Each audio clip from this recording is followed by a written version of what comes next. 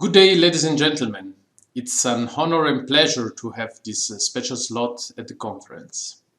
I plan to use this occasion to showcase the research which I carried out in the last 8 years on the topic forced migration and sport.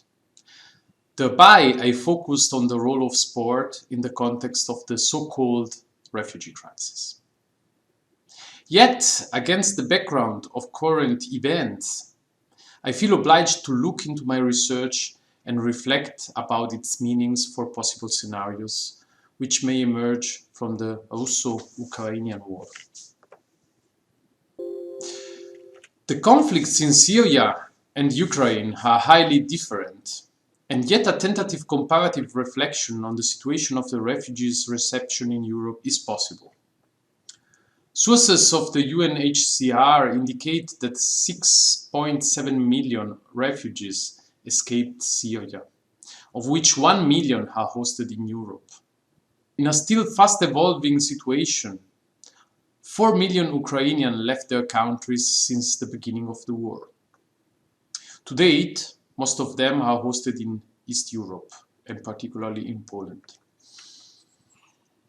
Over the last weeks, there were heated discussions about racist comparison in the media between the Syrian and the Ukrainian refugees. This tweet is a good summary of the discussion. I fundamentally agree with these critiques, and yet one should not forget that the first wave of Syrian refugees was saluted with much solidarity by part of the European population. The overall attitudes towards refugees worsened later on. Therefore, I am happy to see much solidarity and enthusiasm, and I hope these feelings carry on in the time to come. As I will argue in this presentation, refugee crises are a total phenomenon which affects society as a whole and the sport. During the so-called European refugee crisis, the sport has been a stage in which feelings of empathy or hostility were displayed. As I will show in this talk, the sport system reacted sensibly to this event at different levels. It is too soon to analyze the reaction of the sport system to the Ukrainian refugee crisis, which is indeed an already accepted appellation. However, already in the early phase, athletes used sport for expressing dissent and assent for the war. Sport facilities became again emergency shelters for displaced people, and first fundraisings were organized by sport organizations. As you can see, the question, what role does sport play in the context of the refugee crisis, can be examined under numerous aspects. In the last 8 years, I carried out research on various facets of the topic forced migration and sport, namely on the mass media discourse, activities for refugees in sport clubs, physical activity in refugee sites, and forced migration and elite sport. Today, 30 minutes are not enough to pursue all projects in depth. I will therefore offer an overview and the lessons learned which may apply to the current situation. I'd like to say a few words about the key terms of my research, not because they are unknown, but to clarify how they are understood in this talk.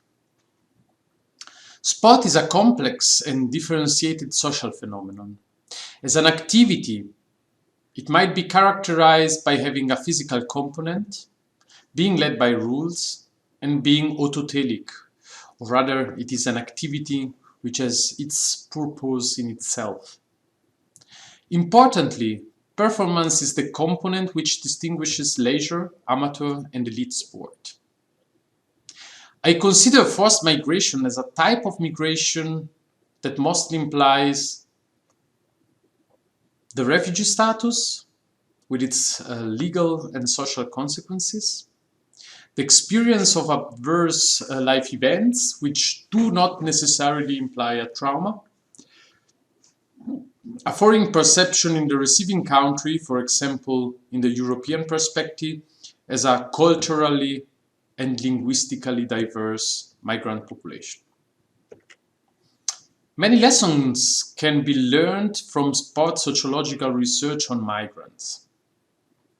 However, given the particular characteristic commented in the past slide and the relevance of the phenomenon of forced displacement, specific research on this migrant group is needed. Research increased much in recent years, and particularly during the refugee crisis. Three systematic literature analyses on the topic of forced migration and sport have recently been published. They illustrate accurately the state of research in this field. The research focuses on relatively few topics, which are the promotion of refugees' health through physical activity and sport, the integration and inclusion of refugees through and in sport, the barriers and facilitators that refugees experience in sport. Amongst other issues and desiderata, these reviews make clear that as refugees are a highly heterogeneous group, the results are mostly not generalizable. The field should be decolonized because the research is dominated by the Western perspective. And last, despite methodological and ethical impediments, the refugees' perspective should be more central in the research. The theoretical framework is based on Luhmann's system theory. In my opinion, using this broad theory was great for dealing with the complexity of the phenomenon. Instead, for a talk, it might be challenging to deal with its high abstraction level. For this reason, I will keep this explanation simple and practical. In this perspective, modern society is functionally differentiated. Functional systems emerged with each its own logic and aim. The sport system is one of them and has the aim of communicating bodily performance through the code victory-defeat. This code leads to the operations of competitions and championships, which in turn build upon the work of federations and clubs, and also upon the activities of athletes, coaches, and sport officials. As an external irritation, the refugee crisis impacts with different degrees functional systems and the society as a whole. While sport and the refugee crisis influenced each other to some extent reciprocally, my work was focused on the role of sport in the context of the refugee crisis. In the systems theoretical perspective, research is a second-order observation. It aims to create knowledge supported by theories and methods. With this goal in mind, I carried out 4 projects which assess different aspects of the topic forced migration and sport. The first one concerned the mass media selective observation of sport in the context of the refugee crisis.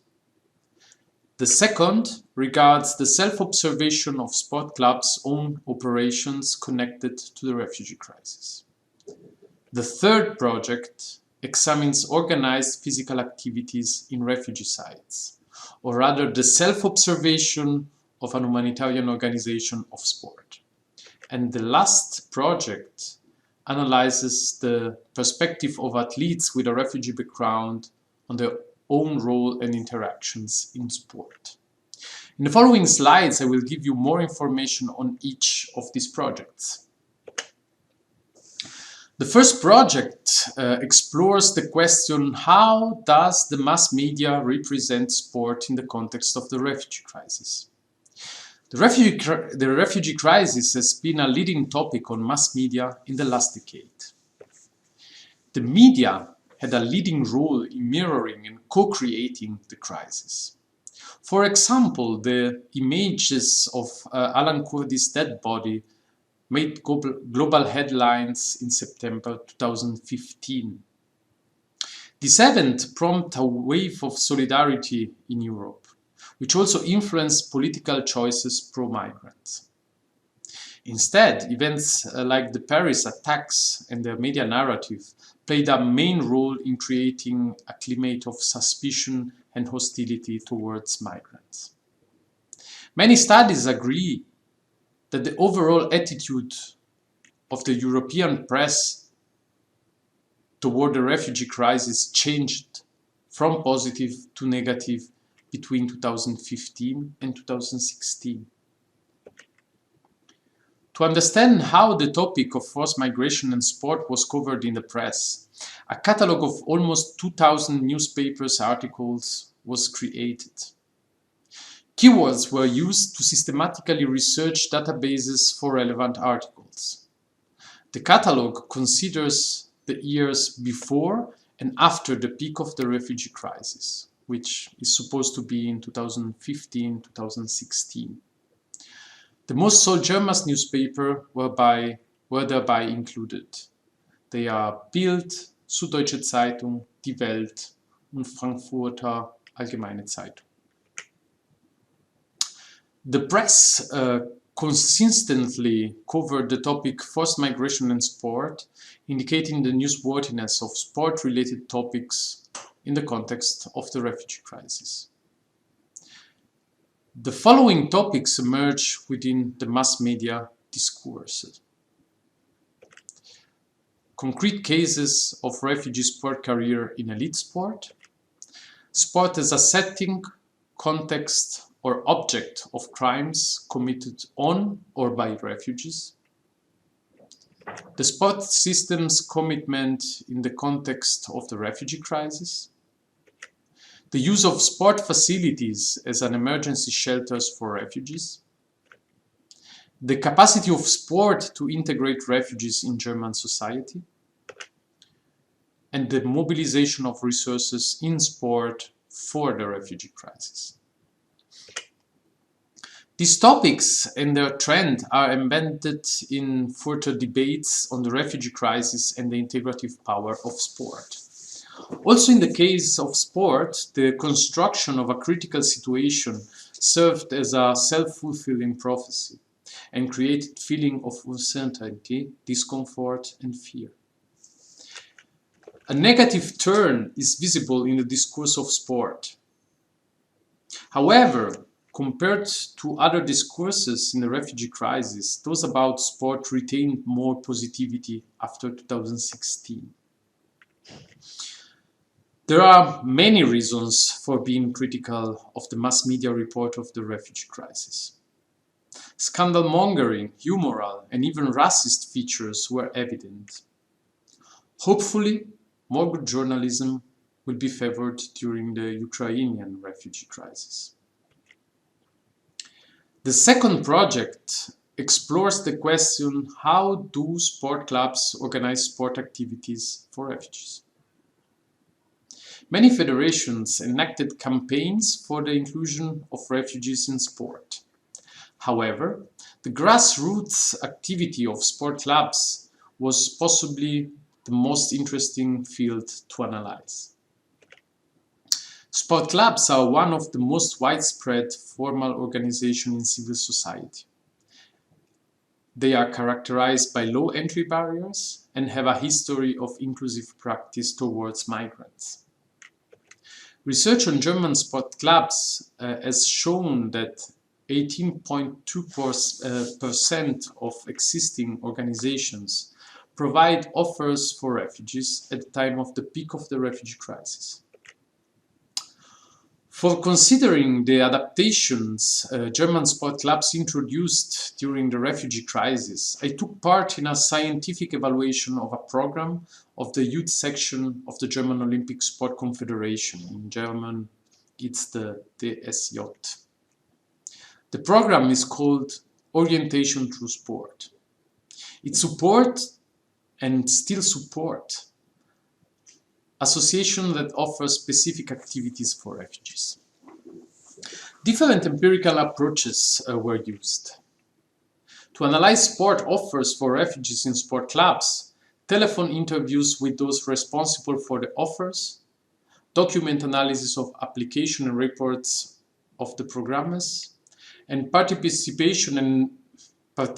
and not participant observation of the activities. This generated data were analyzed using different qualitative techniques. Sports clubs adapted to the refugee crisis, amongst others by providing specific sport activities for refugees. Thereby, sport clubs exhibited an unexpected dynamic and high capacity to mobilize resources. For the creation of the activities, many clubs could build upon previous experiences with integration. Nevertheless, the activity depends particularly on human resources. While sport clubs were energized by the situation, the implementation of programs for refugees has been a difficult and overwhelming task. Blocking mechanisms were observed as well. These mostly emerged in the form of diffuse fears of losing the club traditions. In most cases, however, the inclusion of refugees exposed contrasts which revived the club's ideology and tradition. I think sport clubs learned a lot during the refugee crisis.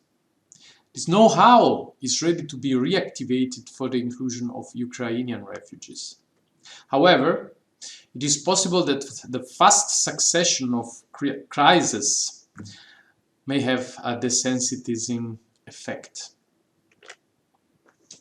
The third project considers the question, how do refugee sites organize sport activities for refugees?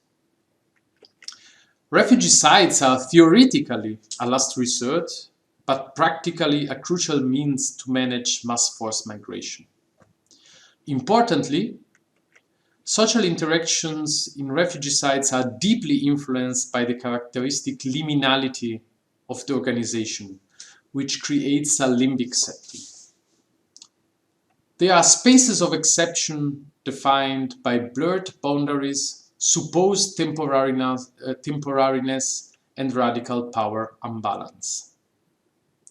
In the context of a cooperation with UNHCR, I could carry out a study of the organized sport activities at the refugee sites of Niger's capital city, Niamey. Both personally and professionally, this experience has been enlightening. I carried out for 1 month ethnographic research on site, which I understand as a social research method for collecting data and understanding a strange setting.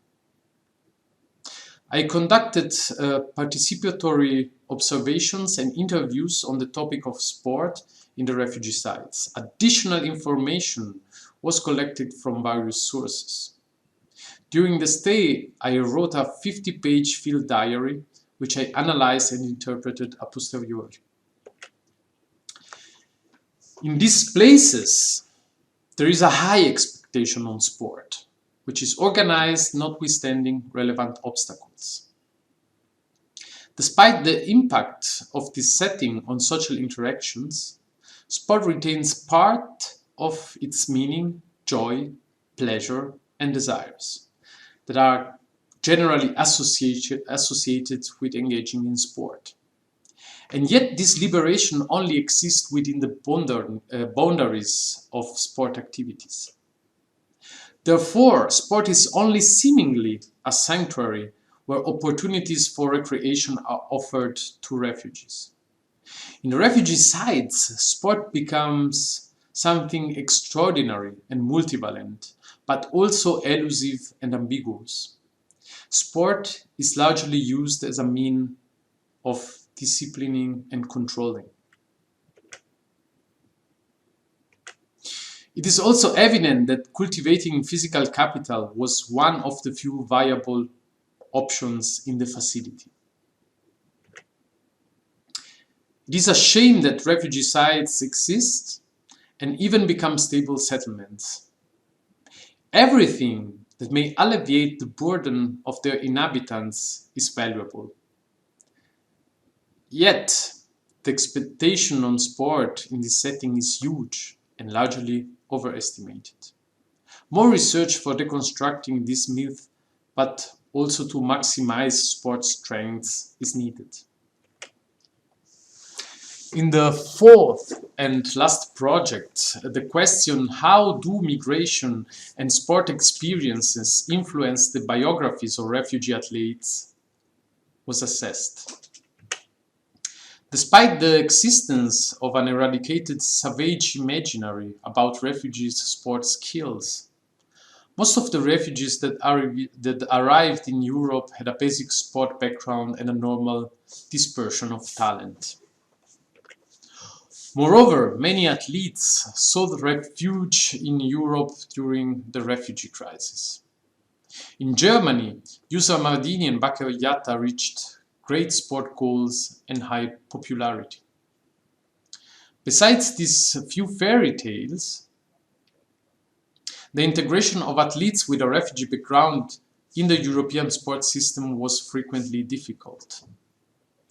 This applies also to the elite water polo players with a refugee background who are examined in this project. Due to their level of performance, all of them were able to join European water polo teams. However, and despite high ambitions of most of the athletes, many dropped out or reduced their involvement in sport after the resettlement.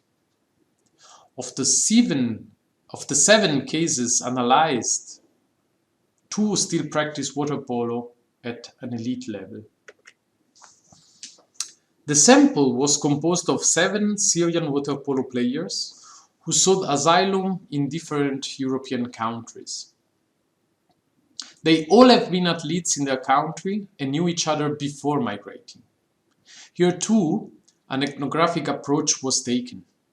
Between 2016 and 2019, I took part with them in training sessions and water polo tournaments in Germany and Sweden. Fieldwork in the sportive setting was the main means to understand and experience their sport life world. In addition to participant and non-participant observations, I also carried out interviews and collected additional material mainly through the press and social media. Forced migration is a critical life event that constitutes an impediment at many levels to sport. However, the sport biographies of the examined athletes are fairly heterogeneous. After the resettlement, despite their ambition, they could no longer devote themselves intensively to the sport, because they were required to focus on other urgent tasks. This was the biggest impediment to the continuation of their elite sport career and a huge source of frustration. There were also clear episodes of exclusion and discrimination. Among other things, they were racially insulted in almost all tournaments. In the 4 years of the project, I heard insults including Kanake, it's an ethnic slur which indicates an immigrant from the south, monkey, and kebab. Even though I look quite foreign too, I have never been racially insulted in 10 years of water polo activity in Germany. The refugee athlete is a socially constructed role with both positive and negative implications. There is still much work to do in sensitizing sport organizations, athletes, and coaches. Athletes should be supported in their sport activities. Instead, only initiatives of individuals help the comeback in sport. Particularly, professional elite athletes should face less pressure. They are often expected to perform in sport, but also to represent a minority, integrate, and be grateful. Based on the information gathered from these 4 projects and their interconnections, the leading question of this talk is What role does sport play in the context of the refugee crisis can be answered in this way. Over the time, sport assumed different roles during the refugee crisis. This event and the sports system influenced each other profoundly and reciprocally. This relationship echoes and reproduces broader social phenomena of inclusion and exclusion, which are deeply entangled with power. Sport mirrored both feelings of intense solidarity and hate, which alternated and coexisted during the refugee crisis. The overall adaptation of the sports system was energetic and positive. However, many actions were naive, superficial, strategic, selective, and racialized. The role and potential of sport were widely overestimated and romanticized. This could have positive implications, because this over-optimism can foster action and ambition. Nevertheless, the existing but rather scarce potential of sport should be unleashed and optimized instead of being exaggerated and self-celebrated.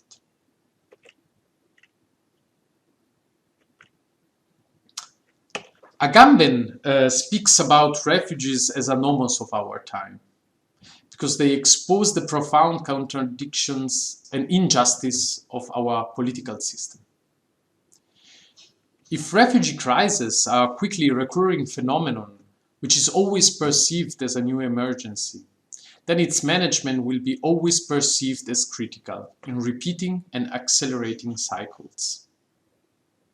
Until a systemic solution will be found, good journalism, social activism, civic education, and critical research are important means of opinion formation. The topic of this conference is sports science and social responsibility. With the hope that scientific work may resonate on politics and public opinion, it is important that the sports scientific community contributes through its work to keep the attention high on the dramatic situation of refugees all over the world. Not only the Ukrainian, but also those of the other existing but ignored humanitarian crises. Thank you very much. In the next slide, you will find the literature of this presentation.